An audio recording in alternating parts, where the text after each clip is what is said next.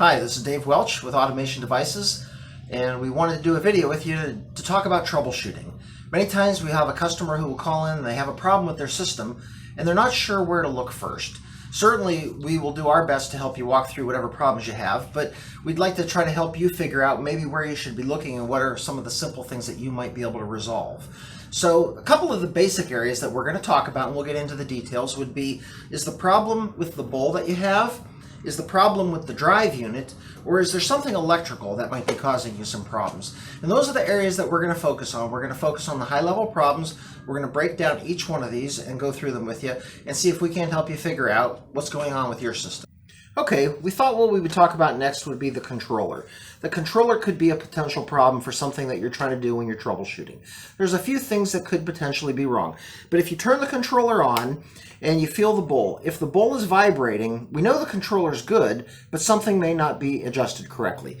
If you go to turn this up and you can still feel it vibrating, but you're not driving parts, there's clearly a problem, but let's see, we'll do a few things to check. If you turn this on and there's no vibration whatsoever, one of the very first things that we might want to check would be the fuse. So that would be the very next thing that we're going to want to check. Like we said, if you do turn on the switch and you turn up the knob and you're getting nothing out of the bowl, one of the very first things to do would be to check or replace the fuse. So right in the front, right here, I just give this a push and a twist and the fuse comes out.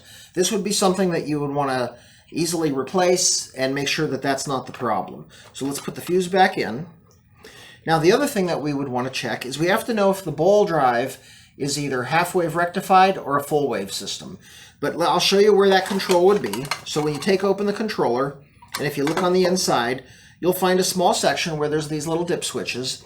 And on the one side, it'll say 60. On the other side, it's going to say 120. If it says 60, it's half-wave rectified.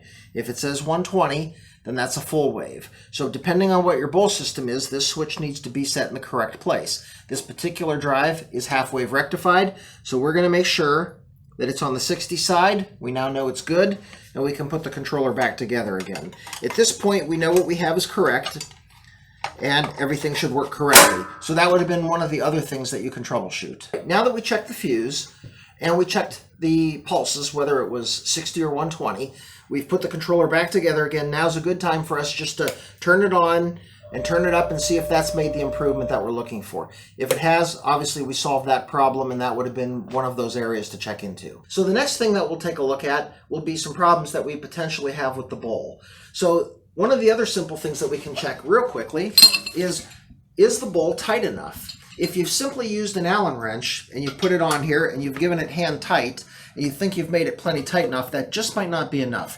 One of the things that we do is we'll use the Allen wrench and we'll put a little pipe on it and we'll give it an extra turn just to make sure it's extra secure. Sometimes not having the bowl on the drive tight enough will actually make you lose a lot of the vibration that you're looking to get in that system. Now that we've gone through the controller and we've gone through the bowl, what we're going to do now is kind of focus on the drive unit. So let's take the bowl off, and what we'll do is start by looking at what are the potential problems that a drive unit could cause us. So now that the bowl's off, the first thing you want to look at is our shell. You want to take a look and make sure that the shell is on nice and firm and isn't loose. If you can rotate this, that's potentially a problem. The other thing would be looking at the clasps. If any of them were open or partially open, you're going to want to close those. That might have been your problem also. All right, so let's take that shell off.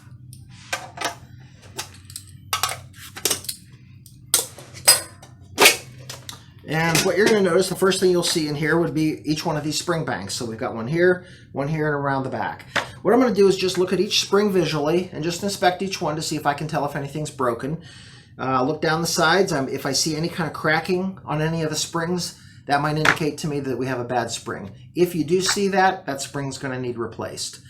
Okay, the next thing that we're going to look at would be the coil. We want to look at the coil. We want to make sure that the gap between the coil and the armature looks even and across the top. If you happen to notice that there's either no gap or the gap is uneven, that should be adjusted to correct for that. That could have been a problem. Now let's take a look at the bottom of the unit. At the bottom, we've got the rubber feet. We want to inspect and make sure that these are good. So just grab each one, see if they can be turned. If they're on here nice and snug, that's good.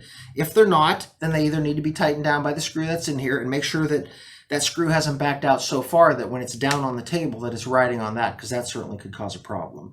The other thing you're going to want to do is actually inspect the rubber feet for cracks. If any of them have hardened up or cracks across them, then those rubber feet are bad and those need to be replaced. So that would be something else that you can do.